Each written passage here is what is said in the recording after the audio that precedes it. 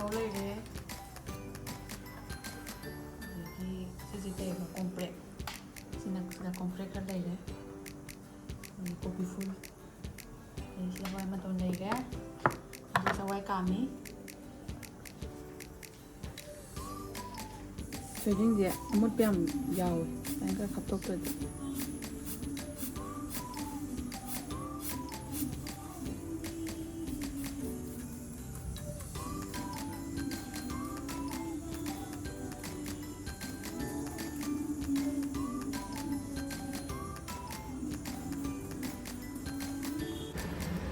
Jadi nama ngentah tahu ni, kini tahu ni.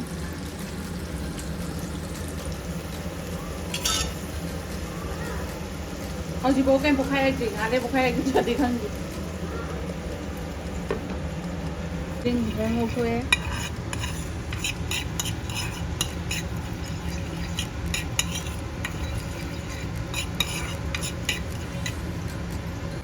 Besan kan haokhre sih.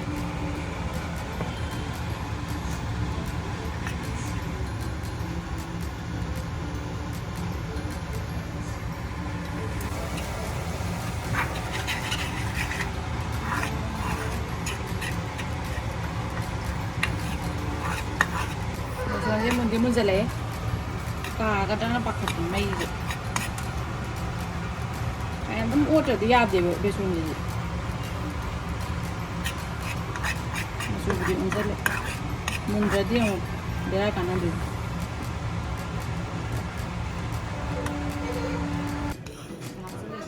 oh satadan nanti you cari draw you cari draw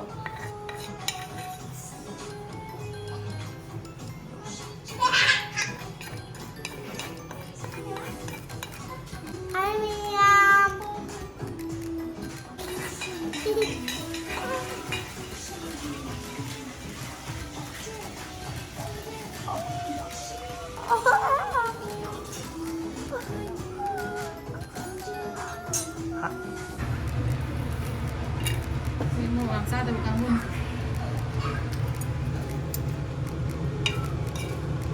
Ngari era ubah.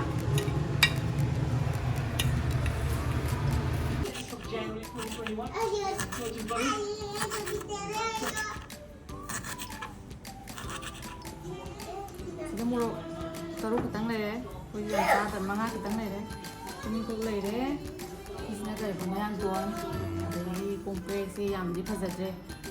Kopi lady, Thambou lady, Thambou je Bangalore kusida whitefield lemon lay, ngori suka nama, jadi lalu kan akum dah lupa sama, pikiran, panggu sih pare, nanti saya lalu tahu.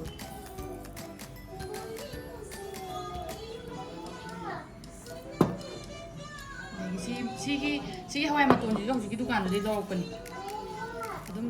itu ya mana nampak panggil nama, jadi hujung meta lagi. Chawai sih junya hanya gitu kan udah panggil Chawai akan gede, anu mah itu kita di li, itu cuma hau di dalam panggil bani, Besan kerang ubelai deh, Ngari ada ubelai deh, Thoiding asu ubelai deh, si mangai ni.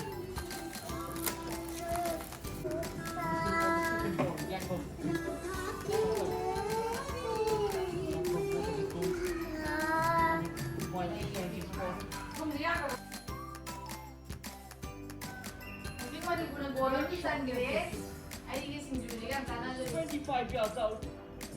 Keep us slightly advanced. Inside of the horses. Certainly. From the inside, it has to cross the line. There's the entire slip of going from the water. Just a couple of yards. Goal na kasan ba niya? Sagsari ay singju ka.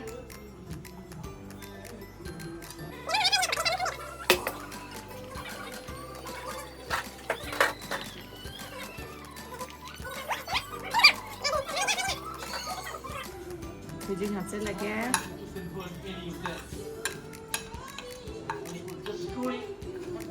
Besan hợp rất là.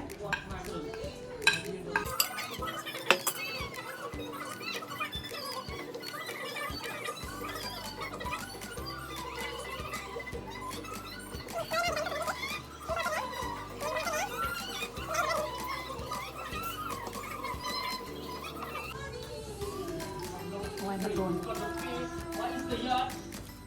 Get the body. Try to test. Lost it. We keep over.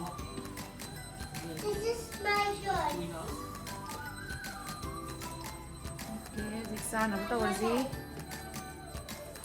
Đúng Hawai maton gì tôi xong rồi cô đâu có được sao nên hậu. Chị ấy gì? Chị quay gì cái niềm gì cái hấp kia là để ai tàu với khăn mà nè bà. Anh hấp từ style rồi là tàu rồi. Chị hai này style đó cũng hậu mà nè. Nó nổ mắm tàu rồi kìa. Rồi chị này ra thử đi.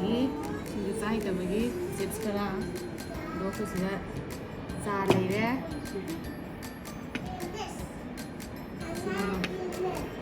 Đó là sao Thúy Long?